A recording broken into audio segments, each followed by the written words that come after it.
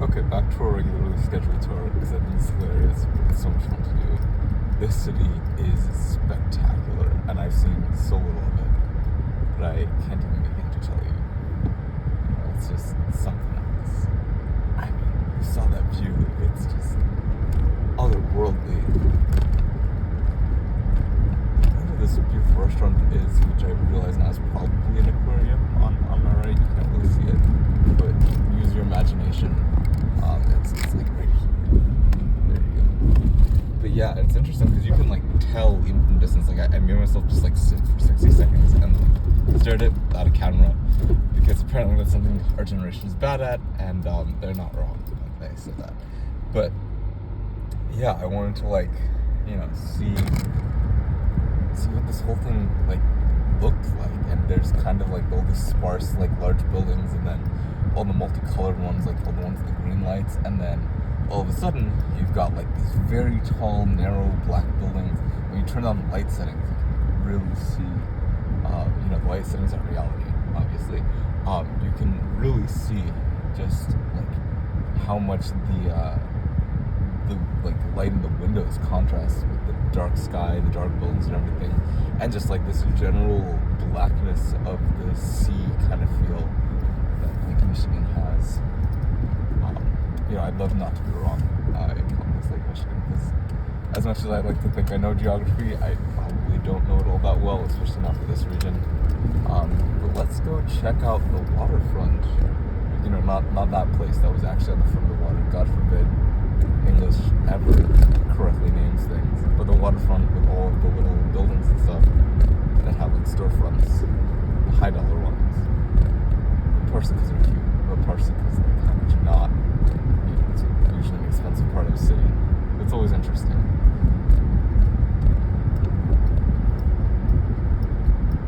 Definitely a different vibe from Miami though, and I'm not like a true Miami native, so I don't really get to say that. But it's definitely different. Also, this whole no turn on red thing, I feel dumb, but like I wasn't sure if that was a statewide thing for Illinois or something, or if I was just like being a dumb Floridian. Not that all Floridians are dumb, but that I was being dumb and from Florida and not knowing the road rules around here. But then some guy was making hand gestures in the car behind me, and I was like, okay, I should probably go.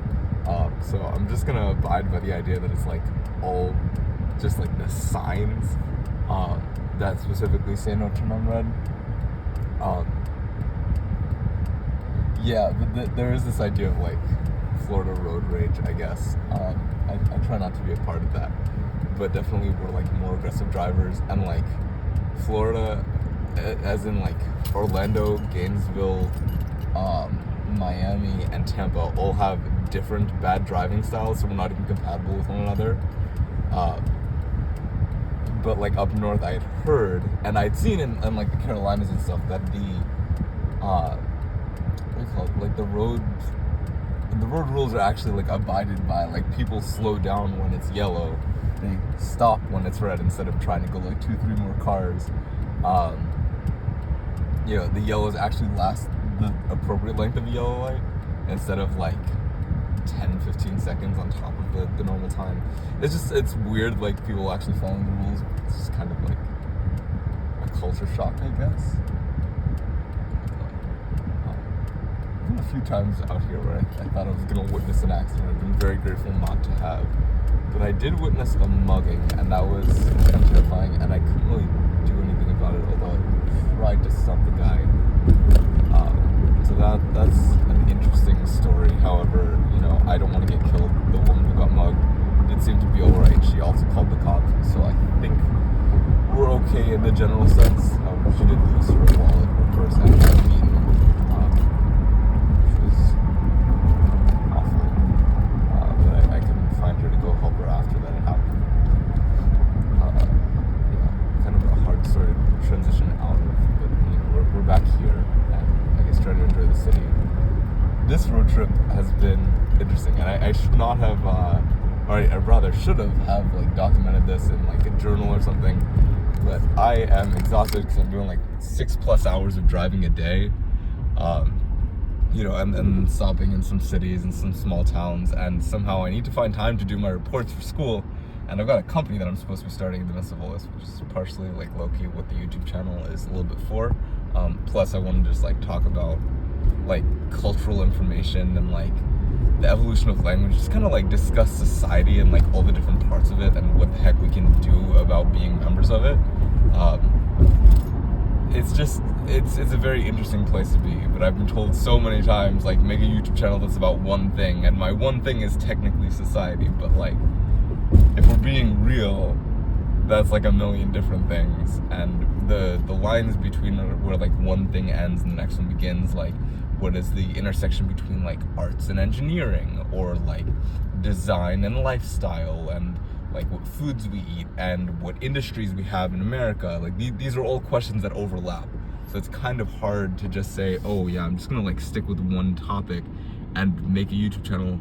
And also, I mean, God, this is like the equivalent of if someone were like vlogging and streaming mixed together, which I'm sure exists, but just like talking a little bit about everything. And I'm sure this will end up on the channel one day, and then, you know, we can all look back at it and be like, oh, Alex maybe sort of knew what he was doing. Maybe. That would be nice. But self-deprecating stuff aside, the general plan is just to like figure things out, and like I'm trying to get all these projects started, you know, like multiple companies and like multiple channels, and just sort of see what really works.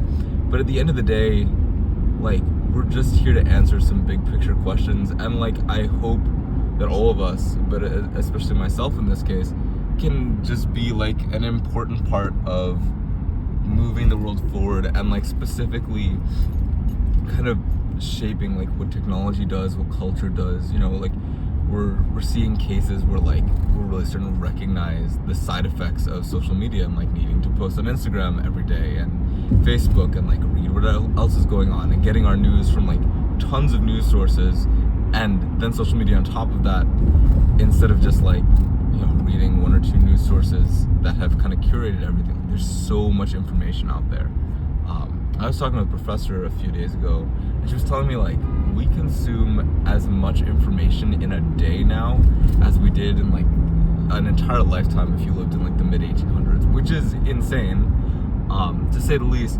But it's also like telling of, you know, the traits of our generation now, that we are just like constantly starved for like time to be ourselves, and just trying to figure out like how to live life and work all the time. And I have to imagine there's a better way forward from that, hence, you know, answering questions about society, because it's like, well, if we're not going to do what we're doing right now, what is the best option? And it seems like everyone's got an answer, but no one, or not no one, but like not as many people are doing things about it as think that they know the right way to do it. You know, and I guess I'm somewhat included in that list. It's hard to say what the right way forward is, but I think we definitely should be trying more. And as a side effect of that, like a reverse side effect, like the barrier to entry should be lower. Because it's like, if you want to try setting something up for society, it's like pass it up to your state government or your federal government. Chances are they're going to knock it down, because America tends to have a policy of like not wanting to change very quickly. So, you know, we got to be able to like start companies, see, oh, do people want these products or not, without going bankrupt? Do people like want this lifestyle? Do they want this like tax style on maybe a local level or like a city level, and then scale it up if it works? But it's just like, it's too much to just hands out like, or like flat out say this will not work, you know, and then you need like a ridiculous amount of math to support whatever you're doing, and then you need to know how to sell the idea that your math is correct. So it's truly like this never-ending cycle of you just need to do more than you're doing if you want to have any hope of convincing people that like your idea is the one that makes sense, your idea is the one that should be done. Also, on a side note, I don't know where the bottom of this is. I'm just like on a skyway, sort of. But if I knew where the ground was, I might be able to actually look at some of the buildings that are on it. However, we are just looking at the middle two tops of buildings around here, which I guess is pretty cool and all, but I would like to see the ground at some point, which I didn't think was such a big ask. However, Whatever those cars are doing down there is probably what I should have done. I am going to attempt to get down there.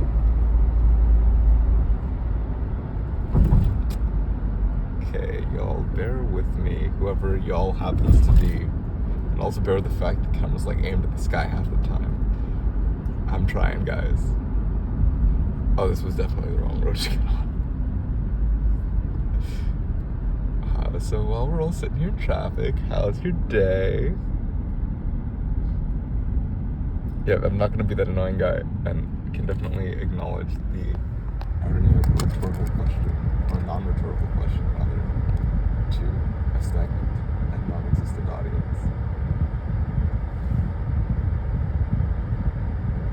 I kinda wish I could show you guys like the blackness of the sea to my right. The sea that isn't a sea, but like the gist of it. I'm actually curious, I guess like the Great Lakes are probably about the same size as some of the lakes in Europe, or some of the like seas in Europe, like Black Sea, Aral Sea and stuff, which I think might actually be the same sea. Okay, I'm just holding the camera out here. I cannot really adjust it because I need to focus on the road.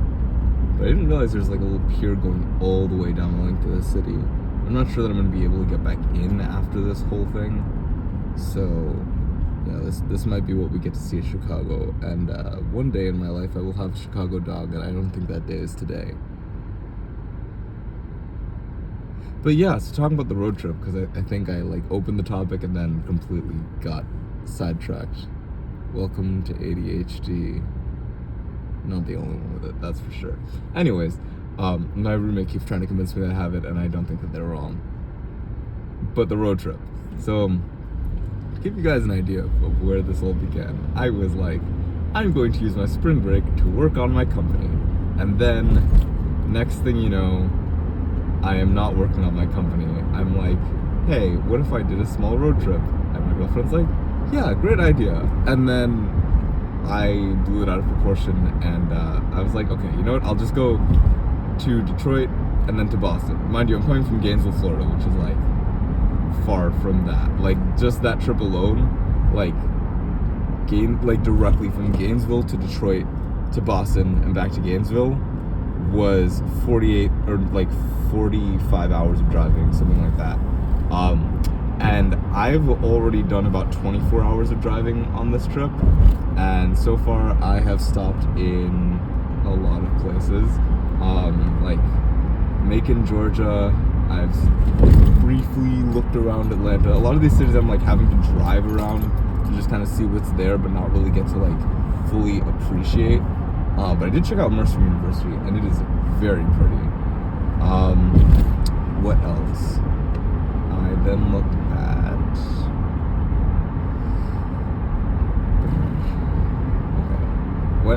so then I spent that night in Chattanooga. Woke up the following morning, didn't realize Chattanooga had huge shopping centers. I've stayed there like 2 or 3 times, and I guess just like maybe missed the part of Chattanooga that has things in it. But last time I went to a cemetery, and it was so beautiful.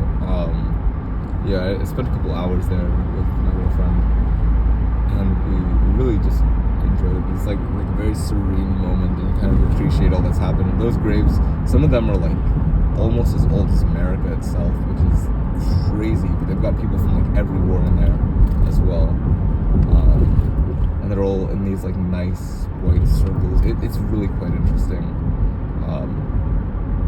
A lot of duck poop though.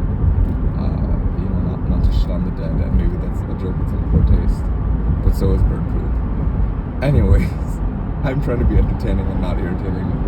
We'll see how that goes.